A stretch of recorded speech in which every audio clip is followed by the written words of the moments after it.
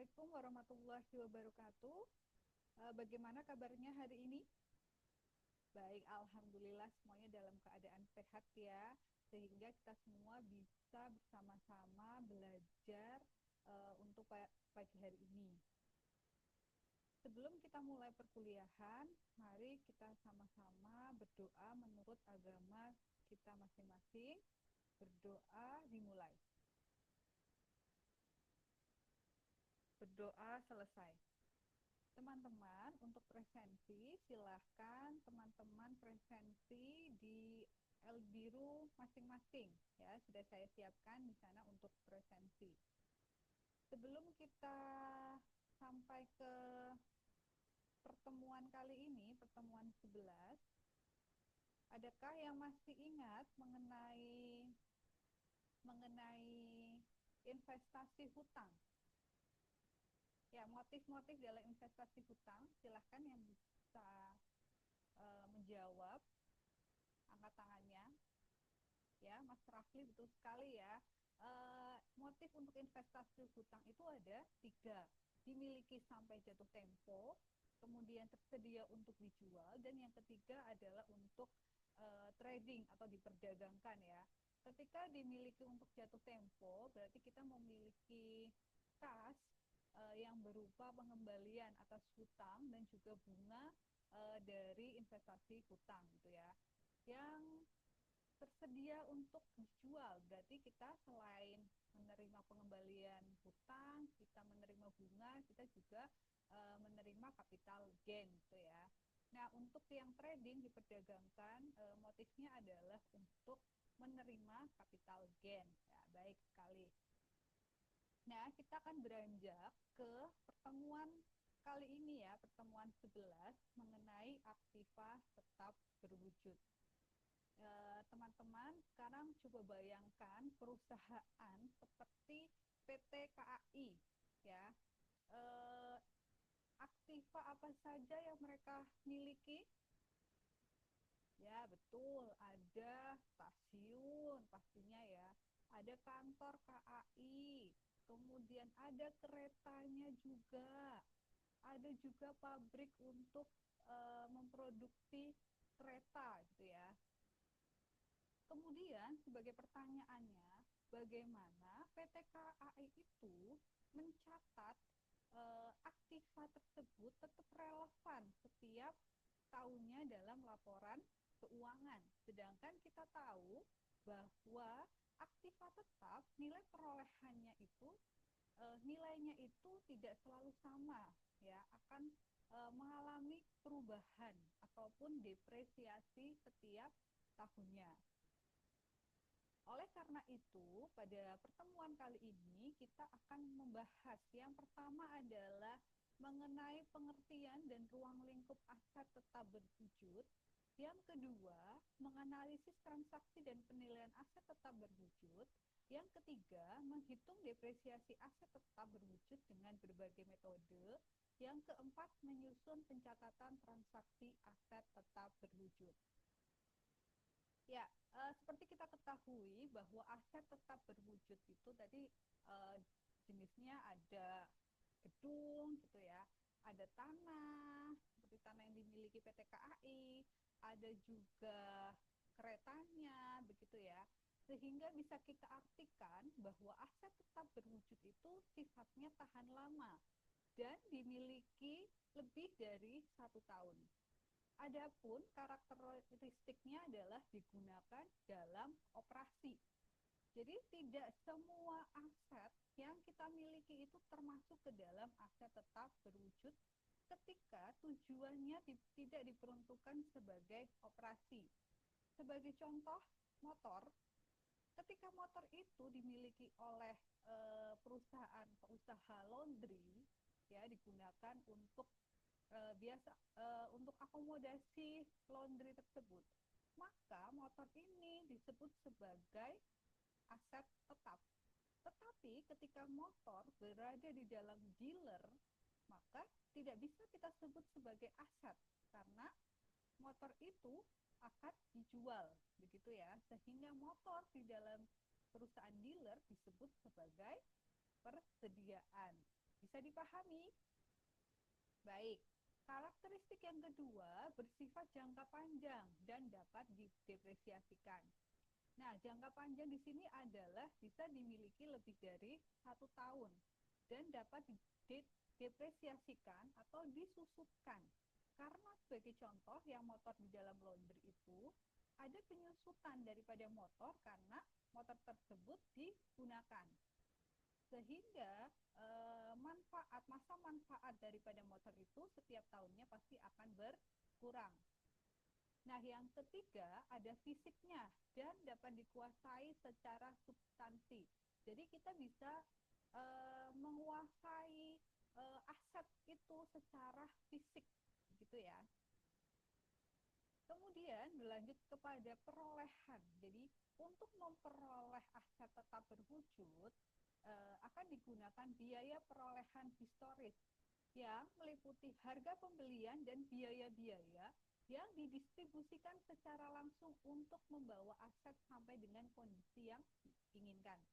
Jadi saya garis bawahi di sini bahwa biaya perolehan historis itu dihitung atau diakui dari harga pembelian dan ditambah biaya-biaya yang dikeluarkan sampai dengan aset tersebut siap digunakan atau dalam kondisi yang kita inginkan.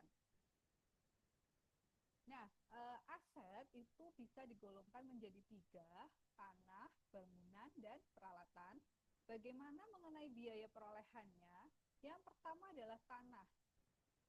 Merupakan semua pengeluaran yang dilakukan untuk memperoleh tanah hingga tanah itu siap digunakan. Jadi misalkan tanah itu adalah tanah yang bentuknya pegunungan, maka kita perlu untuk meratakan. Apabila tanah itu adalah tanah bekas persawahan, maka kita perlu memadatkan tanah. Ya, ada biaya untuk pemadatan. Kemudian apabila tanah itu masih banyak bangunannya, ada rerumputannya, maka kita membutuhkan biaya untuk menghancurkan bangunan yang ada di atas tanah tersebut, membersihkan rumput-rumputnya, begitu ya.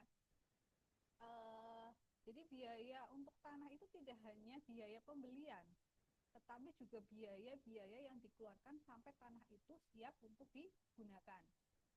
Ada juga biaya misalkan terkait dengan hukum untuk notaris ya, uh, pengembalian nama atau pembalikan nama. Kemudian ada juga misalkan biaya ketika tanah itu ternyata digadaikan seperti itu. Kita perlu mengeluarkan sertifikat tanah tersebut. Maka itu adalah biaya-biaya yang dikeluarkan untuk memperoleh tanah sampai tanah itu siap digunakan. Kemudian juga bangunan. Merupakan semua pengeluaran untuk akuisisi ataupun konstruksi. Jadi untuk memperoleh bangunan itu bisa dari kita membeli bangunan yang sudah jadi ataupun membuat konstruksi ulang dari bangunan. Jadi kita membuat dari awal bangunan tersebut. Sehingga akan muncul biaya-biaya seperti biaya bahan baku, biaya tenaga kerja, dan biaya overhead gitu ya. Kemudian peralatan, yaitu semua pengeluaran yang terjadi untuk memperoleh peralatan hingga siap untuk dioperasikan. Ini bisa terkait dengan biaya misalkan untuk perakitan, pengiriman, asuransi untuk pengiriman peralatan, kemudian untuk pengoperasian, untuk mendatangkan tenaga ahli untuk pengoperasian peralatan dan sebagainya, ataupun uji coba peralatan. Nah, itu termasuk biaya perolehan. Apakah ada pertanyaan sampai di sini? Tidak ya, saya lanjutkan. Kemudian adalah depresiasi aset tetap. Jadi aset tetap itu pasti ada penurunan nilainya. Jadi depresiasi ini diartikan sebagai pengalokasian biaya penurunan nilai aset tetap secara sistematis selama umur ekonomisnya untuk mencerminkan penggunaan dan keusahaan aset tersebut dalam laporan keuangan. Perhitungan depresiasinya itu adalah biaya perolehan dikurangi nilai residu atau umur ekonomis. Baik teman-teman, silahkan kalian berdiskusi bersama dengan teman di sebelahnya untuk mengerjakan contoh mengenai transaksi transaksi yang ada di PT Maju Jaya. Saya berikan waktu 5 menit untuk mengerjakan. Silahkan dimulai untuk mengerjakan.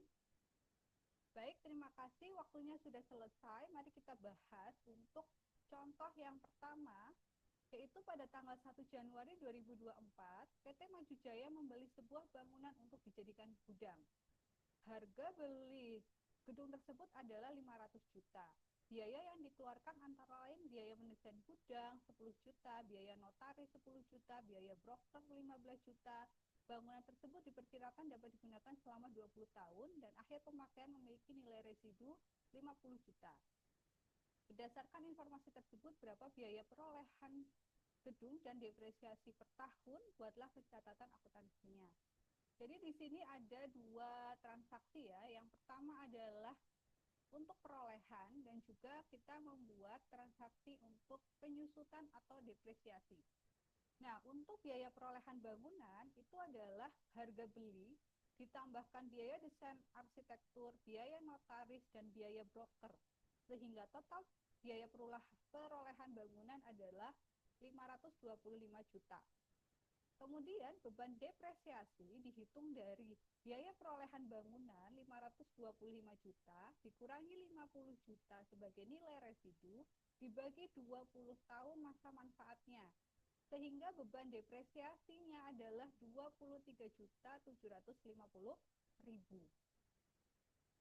Pada saat perolehannya yaitu 1 Januari 2004, maka kita jurnal bangunan di debit sebesar 525 juta dan kas di kredit 525 juta.